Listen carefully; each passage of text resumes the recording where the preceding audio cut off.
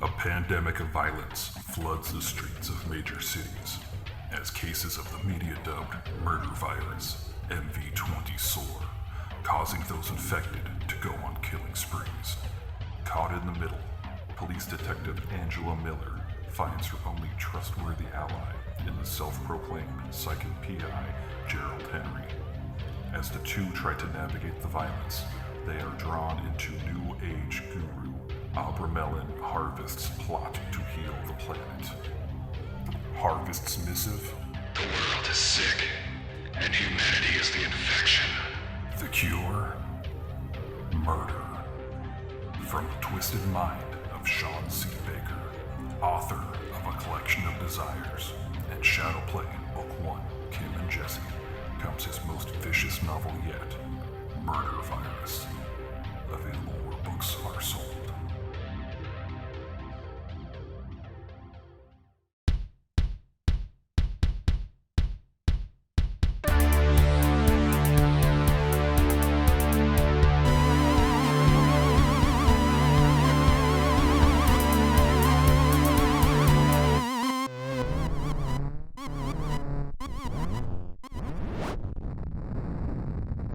Hello, welcome to another episode of the Horror Vision Presents Elements of Horror. I'm Sean. And I'm Missy. And Missy, what are we doing this week? These are your pick. Red Dawn, the original from 1984 and the reboot from 2012. So, what made you pick Red Dawn? Red Dawn is, the original one is one of my favorite movies that I've been watching since I was a kid. I think I first saw it probably when I was like 11. Oh, it came out in 84, but I feel like I saw it sometime between like 9 and 11 years of age. And it always stuck with me as like, there are not many things that scare me. And I know last episode we talked about some of the things that scare us. This movie always scared the hell out of me. And I loved it. And it's not horror, so it doesn't really quite fit anywhere. So I thought it would fit well here. Yeah, because there's Also, definitely elements of horror, because I agree, it is terrifying. So it may terrifying. not be a horror movie, but if it's terror, and maybe other people are like, oh, it's not terrifying. I don't know. I feel like, especially in the world's climate today, it was terrifying in the 80s. And it's relevant now. And it was relevant in 2012 when they made the reboot.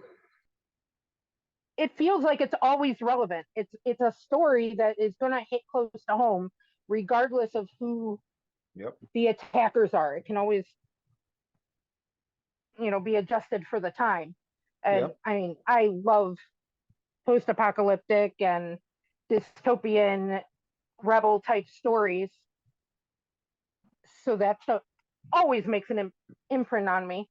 And there are other movies in this vein too.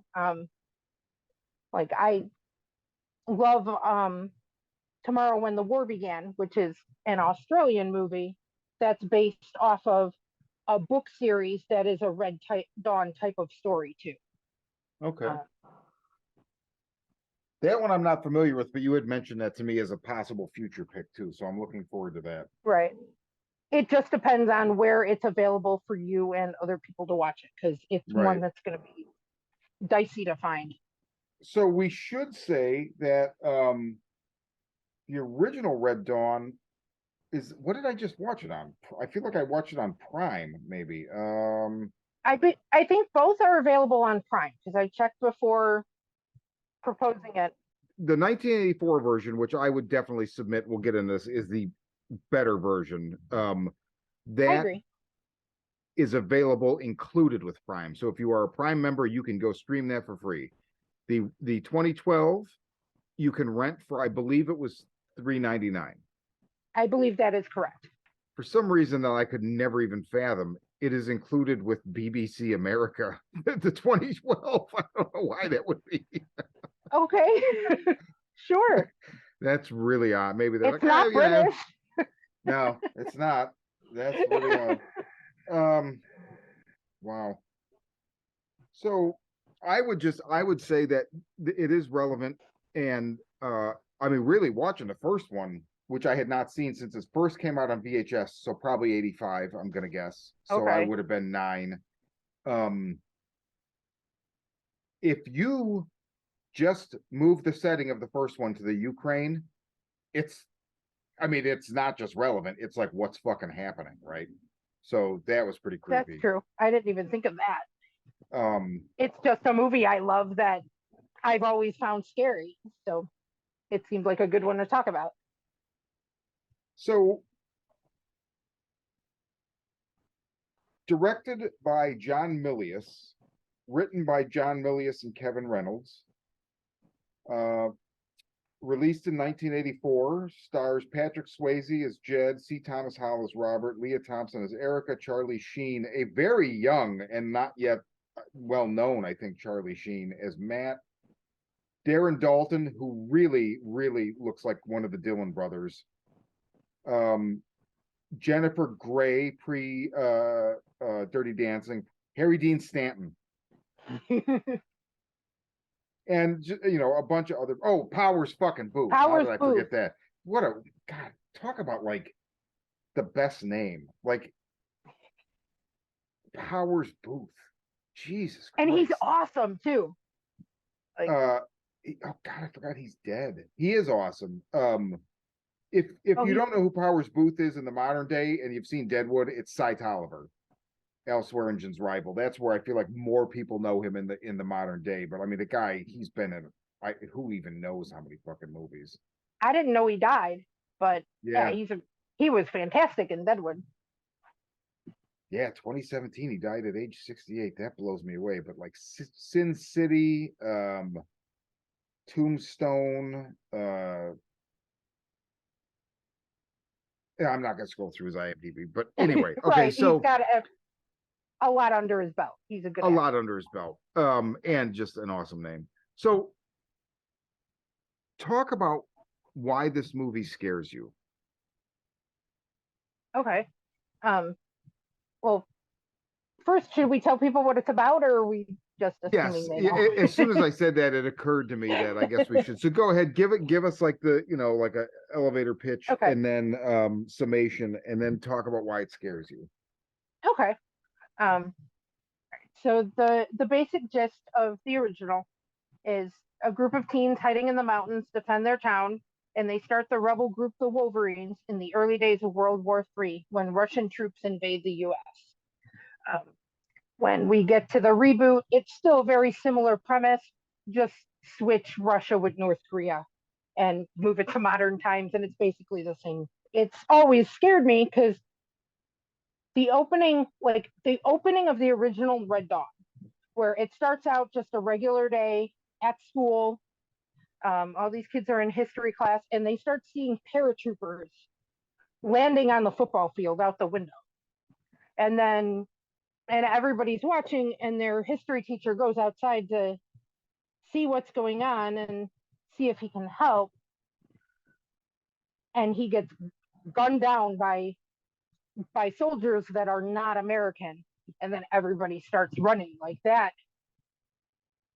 Always just scared the shit out of me because it comes out of nowhere. It's a regular day. What starts is, oh, what's happening? That's weird. Just everything goes to hell right off the bat. And then you go into this very cool chase scene with the two Eckert brothers just tearing through town, collecting their friends in a pickup truck, and then getting the hell out of Dodge, which, I mean,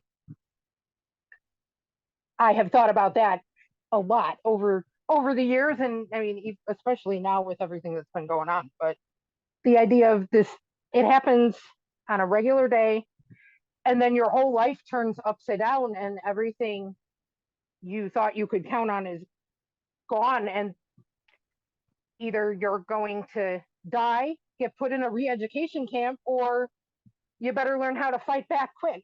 And all of that felt pretty unstable and scary to me. And we know it's not so far off because it's happened in the past, and I mean, it's happening in other countries now. And as someone who loves horror movies and monster movies, and monsters aren't scary. Shit that feels like real life is scary. Shit that feels like it's rooted in the real world is scary, and this feels very real world. It does. I mean, and the fact that the original wastes absolutely no time. I mean, they establish that Charlie Sheen's Matt is the younger brother and Swayze's Jed is the older brother, right? They establish that relationship extremely quickly by having him drop him off at school or whatever, and then drive wherever, and drive to work or wherever he was going. You get the most basic sense of a social connectivity with Sheen's friends and class. I mean, I feel like that invasion is within the first 10 minutes, if not the first 5. It's probably within the first 10. But it doesn't feel, I don't feel like I missed anything. No. You know what I mean? Like, it doesn't feel rushed. It just feels, there's an urgency to the way that it happens. And, just like, like they turn around and like, there's all these people landing in the lawn outside with parachutes. Like, what the hell is going on? And it just, just like you said, they shoot the teacher, bedlam breaks out, and they're immediately forced, just, Jed comes back, picks them up, they get to the mountains with a few people that happen to be able to like tag along, and then you get the survival aspect where like, what is it? Is it August when it starts, or September? And then September. It starts in September and it goes through February. So as it unfolds periodically, you get what's happening, and then there'll be like a break, like an act break, or not an act break, but like a scene break, and then it'll say like October, November. Right, and give you the scenescape for that time of year. And I love those breaks. I do too. It gives you a great sense, because there's so much plot advancement just in like, between November and December, I think it is, where it's like when it goes December, there's snow on the ground. So now like things, okay, like you've just told me so much without having to put it into exposition from somebody's mouth. Right. It's a great way to show passage of time and keep you rooted in the real world. It works really well. And as the season, it gives you a sense of the seasons changing. So it really impresses how long this is going on. Too. Yeah. Like how long they're in it.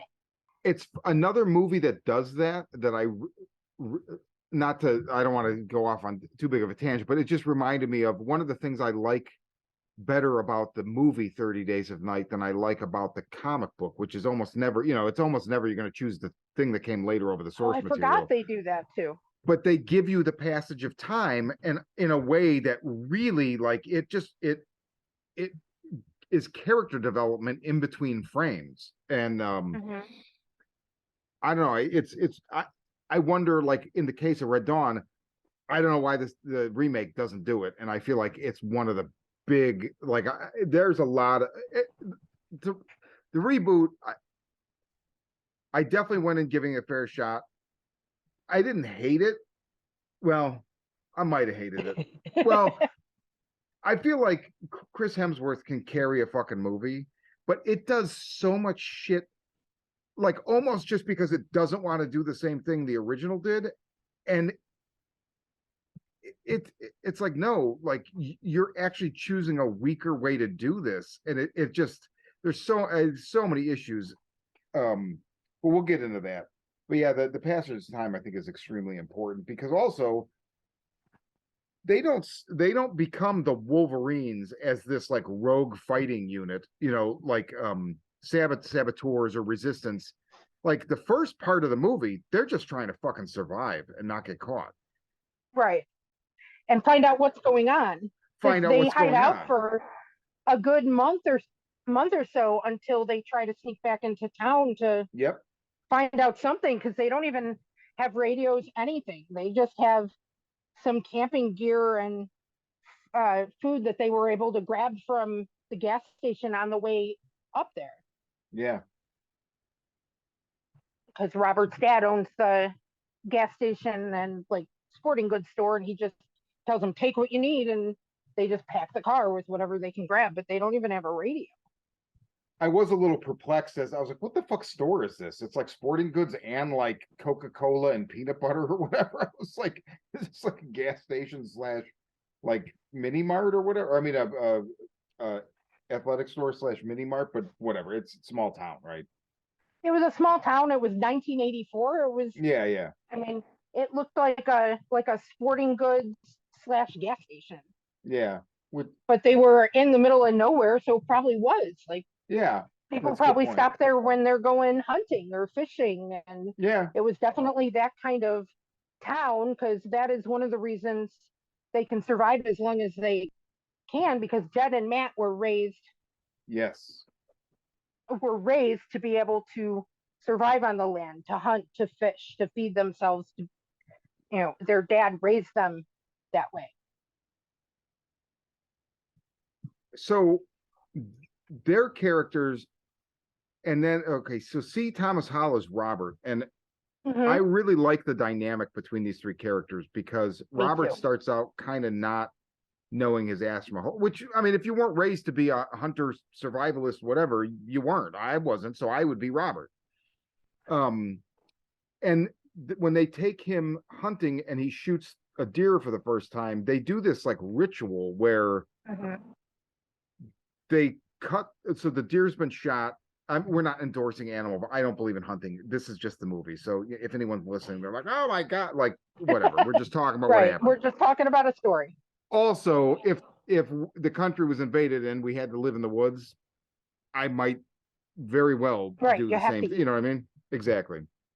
So they bleed the deer into like a cup, like a camping cup, and then they have him drink the blood.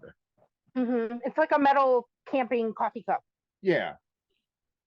And one of them says, like, you'll never be the same after you do this. And he's not. He actually becomes like they are, and not in a metaphysical way. Obviously, then weeks go by and months go by, and he's chiseled into this. But I feel like that's what his mind needed in order to evolve. Yes, exactly. Yeah, Matt tells him, it's the spirit of the deer. Once you have to drink the blood of your first kill, and once you do that, there's going to be something different about you always. You'll be a real hunter. And Robert is one of, if not my favorite character. I've always loved him, and C. Thomas Howell does an excellent job. But he definitely, he evolves. He learns to be a very strong hunter. And later on, when we meet the colonel, he makes a comment to Robert, who's carving hash marks into his rifle, that all that hate's gonna burn you up, and keeps me warm. Yeah. So great line. So he went from being this timid, ordinary kid who's scared and thinks they should turn themselves in, to like being a fierce hunter and being very strong. Yes. And I will say there's something about that I love the fact that whole thing with hunting and drinking the soul of the deer, it kind of like suggests a ritual akin to what you would think of from Native Americans, or any kind of like Native or Aboriginal people on a land where hunter-gatherer societies believed, like, you don't throw shit away. If you kill something, you use everything, every part of it. You thank, the forest or the earth or the ancestors, whatever, for it, and you're respectful of it. And so I really feel like that vibe right there carries through the whole movie, even if it's just Swayze like carving the names in the rock of and of the dead. And this is another issue. This is where I decided I thought I hated the reboot. They almost do the same scene, except when they have him drink the blood, they laugh at him, the brothers, and say, "Look, we never did that."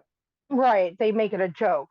And I really feel like this is indicative of a lot of reboots at that time where reboots were, almost like they thought they were going to come in and just like nobody's going to remember the original anymore. This is going to be the new thing. And that's obviously, we when people do reboots now, they almost never do reboots. They do like, what are requels or whatever, but right. They've learned to have a respect. And I just think it's so funny because that respect is in the characters in the original, and it's not in even like the movie for the reboot actually seems to be thumbing its nose at the original in a way, like, oh, that was silly or whatever. And I just was really like, wow, like what a bunch of cunts that wrote this and think that their movie's better, because it's fucking not, right? I mean, no, it's not. I mean, I can enjoy it, and I mean, I think it has some redeeming qualities. And I was reluctant to see it originally until my cousin said, "Nah, I mean, I know you love the original, but you can enjoy this too." mm-hmm. And I can, but it's a really, really different energy. And what I like about it is not the same as what I like about the original. So what do you like about the new one compared to the original? The new one has this fierce defiance that I love. I think okay. that's what gets my attention. It and it's in all of their performances, and even just the way the movie moves. The first one, which I mean, again, is the better movie, and it's like one of my top forever favorite movies. But the first one feels scary and gritty and real, and it's got this respect and reverence. And even when they're fighting, it's still got this very kind of melancholy tone to it. The reboot is very energetic, and it really fires up that, I want to rise up and fight back, and kind of feeling to it, where the other is more subdued. And I mean, Chris Hemsworth puts in like a fantastic performance. It's one of my favorite roles he's done. Mm-hmm. And a lot of that is just, it's the energy. And I love the chase scene in the beginning. It's one of the best chase scenes I've ever seen. Yeah, it is a good chase scene. Agreed. So, I mean, that's awesome. The way Jed's story plays out in the end is like, I like how that's done. And I do too. And I just like that, like, I know you and I have been talking about like what fires you up, that, songs and things that may, fire up your energy and make you want to fight back. This movie, the reboot movie, channels that really well. I think it's worth seeing. If people don't like it, then they don't like it. But yeah, I mean, there are tons of remakes and reboots I can't freaking stand. But it's not the same, not quite the same story as the original. It does have some fun things to offer on its own. And Jeffrey Dean Morgan. I mean, who doesn't love Jeffrey Dean Morgan? I mean, I don't have anything against him, but I don't know. My only exposure that I know of to him is he's great as a comedian, but like he's not Negan. So when I didn't watch the show, but my girlfriend did, and like when I watched the episode with Negan when he came out, I was like, oh, this is not Negan at all. Okay, well, fuck this guy. So I kind of don't. I don't not like him, but I don't particularly give a shit about Jeffrey Dean Morgan. Okay. He's also John Winchester from Supernatural. He's Sam and Dean's dad. That's how I know him best. Okay. And as the comedian, I did not watch much of the Walking Dead show either, as somebody who loved the comic books and thought that the show was badly written and it wasn't for me. So that's not what I love him from. But I'm always happy to see him, and he was really fun as the Colonel type character. Yeah, the Powers Booth character in the reboot. So I can enjoy them separately. If you're only going to see one movie, I would say watch the original. But if you like the original and you're in the mood for a fun, like a dystopian kind of story where everybody's going to fight back and it's going to get you wound up, check it out. It's not It's not a bad movie. I mean, just I think also by comparison, it also has that thing that all those movies in that era, the 2012, like All the Pretty People. yeah, and like so in the original, like there's never a point where Leah Thompson or Jennifer Grey look at all glamour. They always just look like because they find them hiding under the guys, you know, like the guys that the guy they go into town to get information from, he's like, can I entrust my granddaughters to you, right? So they've been already hiding in a basement, so their hair is unkempt, they're unkempt, and there's almost a ferocity to them because they got hurt trying to get to their grandfather. Yes, yeah, exactly. There's none of like I forget the actress. I think Kirsten said she was also in Supernatural, but she's in that red leather jacket like the whole fucking movie in the reboot. I'm just like, okay, like seriously. Yeah, no. And you know, it's just everybody looks good all the time, and it just it definitely has that glossy, you know, it's an action movie. It's a glossy action movie, and it looks very Hollywood. Whereas the '84 is not any of that. it's not an action movie. There's action. It's not an action movie. No, right. it's absolutely not. It's a drama or a thriller. So they're really different tones, but I still think the reboot is a good popcorn movie. Whereas the original is like one of my favorite films. Oh, and by the way, as I'm lobbing grenades, pun intended, at the reboot, I'm not, you know, I would never ever like cast aspersions at anybody for what they like, because I like some stuff that's abysmal. So, and I'm not saying this is abysmal, but just so you know, I'm not arguing the point. So in no way feel like I'm attacking you or that you have to defend it. Discussing. No, right, exactly. I just lob one more grenade. They go into the fucking Subway, and he's like, "Hey, sandwich artist, fill this up with bread." And I'm like, right, okay, I know Subway paid money to have like there's sandwich artists. Come on, what the fuck, man? I was like, who fucking talks like that? I think it was intended to be sarcastic, but they thought they'd hide their advertisement under sarcasm, and I'm like, no, sir, you did not.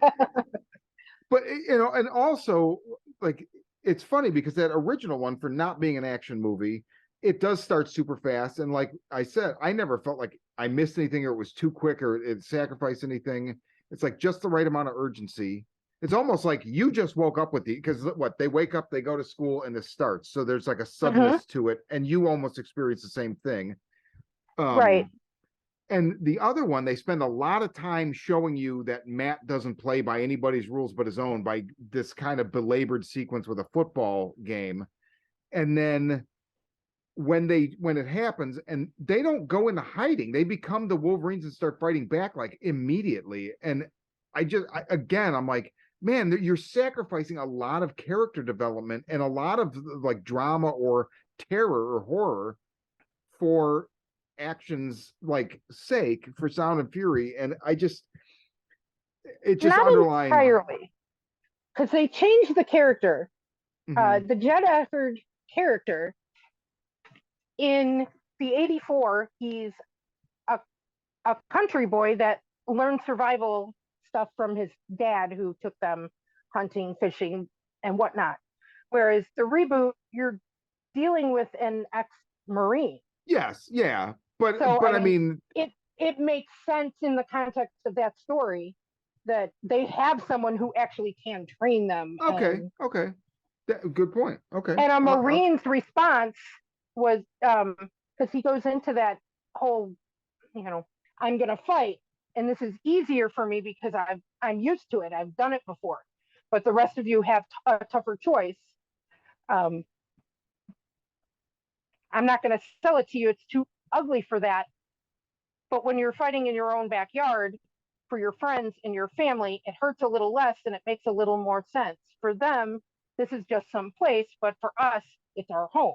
Yeah. But a Marine would react that way. Good point. Peter's cousin is a Marine, and like in that kind of situation, he would immediately, like, I can see him being like that. Right, reverting to training. Right, because this is what he's trained to do, right. And he doesn't have his squad, so he's training a new one. Okay. I mean, and in the reboot, their dad's a cop, and he tells them to fight. So in that particular instance, I don't think there's sacrificing character development. They've just changed the dynamic of the character. And the original, we don't know what their dad did as a living, but we know that, he was a survivalist. He did teach them how to hunt, to fish, to live off the land. And so it makes sense in the context of their story. That's what in the beginning of the movie, like the first third of the movie, they're doing. And then they learn to fight because they have to. And you kind of see, I think urgency is a good word, that they've, like, you see the first time Robert, who we know becomes, a very aggressive hunter, we see the first time he kills somebody and he pukes. And he's scared. And the other one feels more like a Hollywood movie. The original, you see the real world in it, even though it's from '84. I would definitely say you are correct, and I had not thought of it in those terms of the Marine versus just the country boy. So, yeah, I 100% see that. In the original, they don't really start training and fighting as a unit until they find the Colonel, the Powers Booth character. Yeah, that's right. And he probably has a good bit to do with them learning to do some of that stuff. Yeah, I would definitely say the original has way more, like, it's scarier. Oh yeah, the reboot isn't scary, but I think it's fun and it's worth seeing. The original is scary. It doesn't feel, in some ways it feels a little dated, but it doesn't at the same time. Yeah, I agree. But you get much more character development in the original than you will in the reboot, for sure.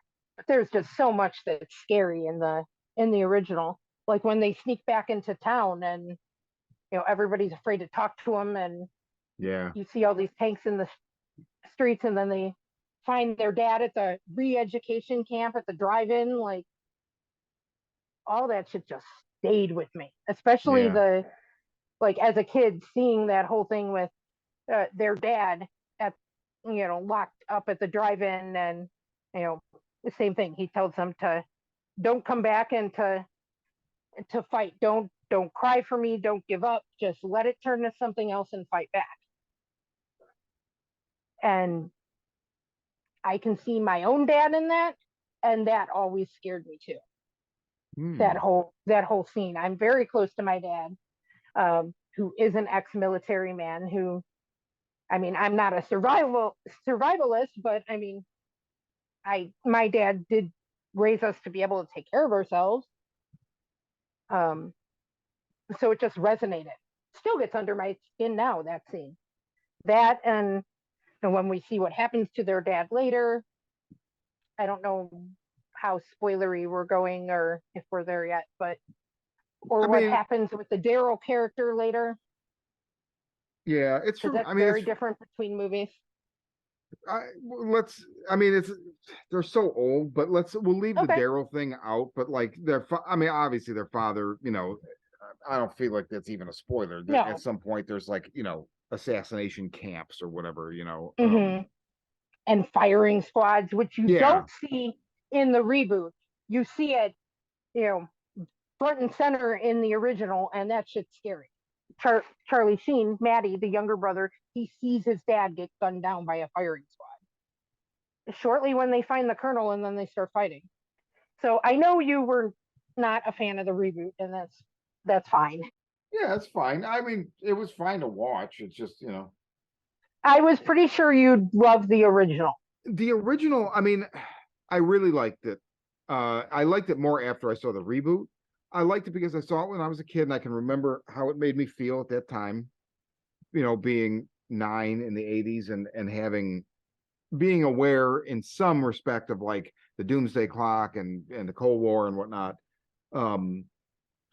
I mean, watching it for the first time since then, the original now, at first I was like, Well, so what did they send paratroopers into like every small town in America? You'd need like a trillion fucking soldiers. This doesn't make sense. But like no. I mean, I kind of feel like they should have said they should have written it so that there was something strategic about the location, and that's why. Because literally, there's millions of towns like that all across America, so there's not enough troops to parachute in one by one to all those troops. So I felt like that was a little bit like I think that there's an element of 80s America as there is now, but like it mixed with there's like a narcissism mixed with this kind of naivete. Like, well, of course they'd parachute in. We're America, you know, they'd want to. And I'm saying, yeah, I don't think that's the way that World War III would go. However, the one thing I had trouble with this movie is, and I don't know what side of the fence I fall on, and I found out after a couple days, it doesn't really matter. It's not a sticking point for me. But at first, I was like, man, I don't know if this is just 80s Hollywood propaganda, or if this is literally like this fear, this is this irrational narcissistic fear that Americans have because they've been told to have it. So let's play with what would it actually look like. Like that would be a valid endeavor to like write a story. And I think ultimately that's what it is. But I can't also wonder if there was some element of propaganda to it, not like the military commissioned them to make it. But I don't know. However, when I saw the remake, I mean, I was like, it reminded me of around the time that was in the theaters. I remember I'd go to the theater and every fucking time, what was that shitty fucking band that sang Superman, Three Doors Down or whatever? They did that like, there's always that Citizen Soldier video that was like a recruitment music video. Like, oh yeah, appeal to the kids with their hard rock, get them in here into the army or whatever. And like this stuff, I kept thinking like, okay, with the remake, like, is Three Doors Down like the official band? Like, did they do the soundtrack? But also the point in bringing that up is I no longer really felt like that about the 80s one. I feel like the 80s one is probably more like, let's explore this fear that we have. That's what I think the original one is, especially in the 80s, because I mean, that was what everyone was afraid of the Russians. Like that was a thing that like we saw it in movies, we heard our parents talk about it. And, like I didn't think a lot about it because I was a little kid, but I remember I don't know, I never felt like that one was propaganda. The reboot definitely kind of looks like that stupid movie trailer that be all that you can be. But again, I think it's still a fun popcorn flick where the kids get to fight back. The original is a very serious take on it, and that's why it's scary. Yeah, it's a contemplation of these fears, and which, by the way, I'm not insulting anybody that served in the military. My father served in the military. Your father's like that's not what I'm talking about at all. Right. It's just a discussion about film. My dad is an ex-military man too, and nothing but respect. I will throw the finger at the system that does things like, oh, hire that shitty band to write a fucking rock video so we can try to get more bodies in here or whatever. It's like, but yeah, the original is it's a solemn contemplation on the world and being an American in 1984 when the Soviet Union was a superpower and there was concern. There was, I mean, it's I don't know if it's hard to explain it to somebody now, or maybe it's not because of the situation with the Ukraine. I don't know, but yeah, like you said, it's definitely relevant. And just the idea that like when they go into those mountains, it's like, yeah, you're kissing what goodbye. So imagine like you go to school or work, this shit happens, you got to go into the woods or the mountains, and then maybe if you survive, all that you're going to win is that your life is going to be different. It's going to be harder. Everything that you thought that you could count on or whatever is no, it's not there anymore. And that's why it's scary. Yeah, exactly. That's damn right. Yeah, that's exactly why it's scary. But and the performances are fantastic. I mean, it doesn't have that like you've got all these young big names for the 80s There's no stupid love interest in this movie, or you know anything resembling what you'd expect from an 80s movie with a cast of popular teenagers. Yeah, good point. It's not that at all. It's not. I mean, it's not a pretty movie. Yeah, definitely. It's actually really. It's not like Saint Elmo's Fire, but with guns. Right. It's not that. It's not that at all. It's very gritty.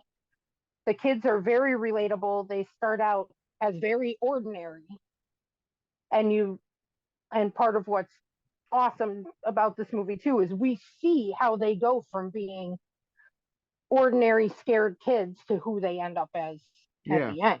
Like, we understand how they get there, and it's not a jump. We see them scared, we see them fighting back, we see them losing their humanity and going kind of feral. I think it's a very realistic look at what could happen. Yeah, I agree. In that situation.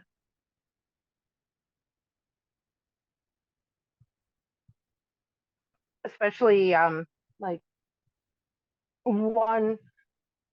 I think the first time they kill a Russian soldier, there's that scene where they're all hiding on the rock, because you've got these Russian soldiers that are standing there like taking pictures of each other and just on a day off, just out and about, and these guys were out gathering food or whatnot, see them, and they're all like pressed up against this rock overhang, and like you could cut the tension with a knife while you could, because we as the watchers can see the full frame, so we see them hiding under the rocks trying to be quiet and still while these soldiers are standing there looking out at the horizon, and you feel it. Yeah, it's a good scene. We have Daryl, the mayor's son, who's the characters in both films. They use them very, very differently in both films, and what goes on with him in the original is also something that is terrifying. Being in their position, in his position, the choices that get made regarding it. The final scene with him is the scene really that I remembered it very vividly from the time I saw it in 85 or 84. That always stayed with me too. There's a choice that's made, and well, there's two choices that are made, actually. Yes, there are. Yeah, that's very true. I mean, and all of those things are reasons why I've always come back to it and why it's always stayed with me. It made a fucking impression. It has an excellent cast. I always thought C. Thomas Howell was absolutely fantastic in it. I love Robert. It's one of my favorite Patrick Swayze movies too. I mean, I'm not a Dirty Dancing person, but Red Dawn, Roadhouse, and Point Break were like 80s movies that stayed with me. That's interesting. So the remake was directed by a man named Dan Bradley. Mm-hmm. It is his only directing credit. Really? I didn't know that. He was a stuntman. Okay. Well, that would definitely explain why they lean much more into the action. Yeah. If it's being directed by an ex-stuntman, and like the stunts, the chase scenes, the action sequences, like they're good. Like, I still think it's one of the best chase scenes I've ever seen on film. And there's a cool invasion scene at the end where the Wolverines are stealing something that is like, it's a really fun sequence to watch. So knowing that the director was a stuntman, that's kind of cool. It definitely had its moments. I mean, I would not say like I agree with you. If you're gonna watch 84. I would never watch the 2012 again. It's also weird to me. I feel like everybody that was in it, like all the young people, like the guy that they got to play Matt, or the guy that they got to play the Robert, they're all really fucking unlikable and forgettable, and I don't feel like any of them had a career after this. That's not true. The guy who played Robert is Josh Hutcherson, who I like. He goes on to be PETA in all of the Hunger Games movies. Okay, so I've never seen those. Okay. Okay. I mean, I like I like those. Oh, that's cool. And they're kind of, I mean, not the same story, but Post-apocalyptic. definitely the same vein. Yeah, I like post-apocalyptic and dystopian stories, especially when it focuses on the fighting back part.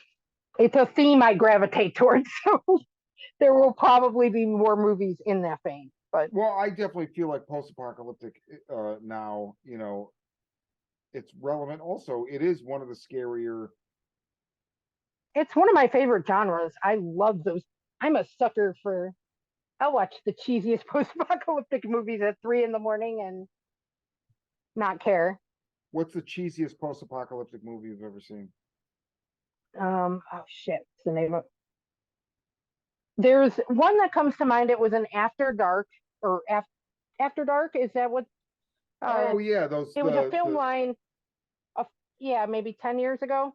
Yeah. Where they'd release like 10 or 12 indie horror movies. There's one called Tooth and Nail, and I don't remember what year it took place. Most of it takes place inside like an abandoned hospital, and it's got Ryder Strong in it, who we know from Cabin Fever. Is this? Let's see here. And all the people are named after cars. I think it's called Tooth and Nail. Okay, so Michael Madsen, Vinnie Jones. Does this sound right? Is Ryder Strong in it? I haven't seen it in a long time. It's very cheesy, but it still held my attention. I don't see his name. So maybe because this is an 8 films to die for 2007 Tooth and Nail. A group of people in a post-apocalyptic world fight to survive against a vicious band of cannibals. Yeah, that's it. It doesn't look like. Wait, let's see. Oh, this is top cast. So hold on, maybe he's not considered top. Oh yeah, he's here. You go. Here you go. Ryder Strong. It's by no means a great movie, but it was one that I enjoyed and watched at like 3 a.m. on, I don't know, Hulu or something. Right on, right on. I recognize the thumbnail. I remember when these came out. I would never see all of them because I think there was After Dark. I think that was the second one. I think 8 Films to Die For was the first one that came out like that, I would try to see a lot, anything that sounded interesting, I'd check out. I'd try to see most of them unless it sounded really like just not my jam. But that was one that I liked. Again, it's not good, but I did enjoy it. The the first year I think was 2006, and I believe that had the Mike Mendes Grave Dancers. So I had been waiting for that for a long time. Frontiers. I just watched that one recently. It was a good one too. Which one? The Death of Ian Stone. Oh yeah, I remember that one being really cool too. I think that was 2007. That was a cool movie. I think about that movie often. I would like to go back and rewatch it, just to see if it's quite as good as I remember it. Right. Yeah. I haven't seen these since they came out. So okay, well, closing thoughts for Red Dawn, either or, both, neither. Oh, I would say if you like post-apocalyptic movies, or if you like dystopian stories, you're big on the Hunger Games, stuff like that, I definitely check out the original if you've never seen it. It's a fantastic film. If you like that and you want to check out the reboot too, have a few beers and enjoy it. It's just, I like them both. I love the original. If you like the Hunger Games, you'll definitely like this. Yeah, I could see that. Definitely. Yeah, and like we said at the top, the original is included with Prime. So it's pretty available, and also I'm sure all the shit now is on Tubi or whatever. I feel like everything's on Tubi now. Just like I'm realizing that within the last like 2 weeks or so. Yeah, I was noticing that last night. For anybody who likes full moon horror movies, they're like all on Tubi for free. Well, and didn't you also say that there's like a Charles Band like talk show on there or something like Yeah, that? there is. That's It's called crazy. Charles Band's Full Moon Freak Show. I was watching it last night. It's completely free on Tubi. Um, and they're out like hour-long interviews. It looks like he's only done one season so far. It's pretty recent, I think. I want to say those are all from 2022. And like they're all people that or for the most part, I've watched him interview Joe Bob Briggs, and that interview is fantastic. If you're a Joe Bob fan, definitely check it out. I watched him with Tom Savini yesterday, and that one was very good. And I watched the John Carpenter one last night as well. But he's also off the top of my head, I know I saw that I want to check out. Joe Dante does one. Cassandra Peterson does one. Oh wow. Bill Moseley. Like it's all, and it's just like an hour to an hour and a half interview of Charles Band talking to these people, and it's very conversational. It's like even all the times I've seen Tom Savini do interviews and horror docs and whatnot, like I learned stuff I didn't know yesterday. Like they're good interviews and it's very enjoyable. There are ads, they're annoying, but they're not like there aren't that many of them. Right. They're just a couple of breaks, and well, it's an interview too, so that's not really that big a thing. It's less disruptive. Yeah, it doesn't bother me so much with that. It's super annoying to me with movies. With an interview show, it's fine. It's a little annoying when they do it like in the middle of a sentence where they just break. But yeah, so that's up there. I found there's that horror doc, The Smoke and Mirrors with Tom Savini. I've never seen it. It's up there too. Oh wow. I want to watch that. Like there's, and if you like Full Moon, like I feel like their entire freaking library is up there right now for free. Which is really weird because they have their own app. I mean, seriously, everything from Ghoulies to Evil Bong, they're all up there. I'm not much of a Full Moon guy. I like the Ghoulies movie. Well, I like the first one. I haven't seen the other ones in a long time, but there's definitely some stuff that I would check out, but especially for the interview stuff. That's cool. The interviews are great. Like you'll love that show. He did 13 episodes, and I think there's only one where I was like, who is that? I don't think I care about that one. And the Joe Bob interview is great. It's like an hour and a half. I think it's the longest one he did. Well, and you said you basically get to hear about how John Bloom became Joe Bob Briggs, right? Yeah, he tells you that. He tells you the whole story where that came from. Oh wow, Bigos was on here. I didn't see an episode with Bigos. Maybe it's not up yet. I found 13 episodes. Oh, 28 episodes. So wait a minute. No, they're all 2022. They're all 2022. I'll bet you any money he put half of it up there on Tubi and the other to get the rest, because they do have a Full Moon app with all their stuff. So that might be. Oh, maybe. Because also possible. Like Diana Prince, Jim Wynorski, Joe Bigos, Joe Lynch, Mick Garris. Wow, how super cool. I have no closing thoughts. Just like, yeah, I agree with you. 84 is definitely the way to start. And if you own a Three Doors Down CD, just burn that fucker. Fucking burn it. I do not.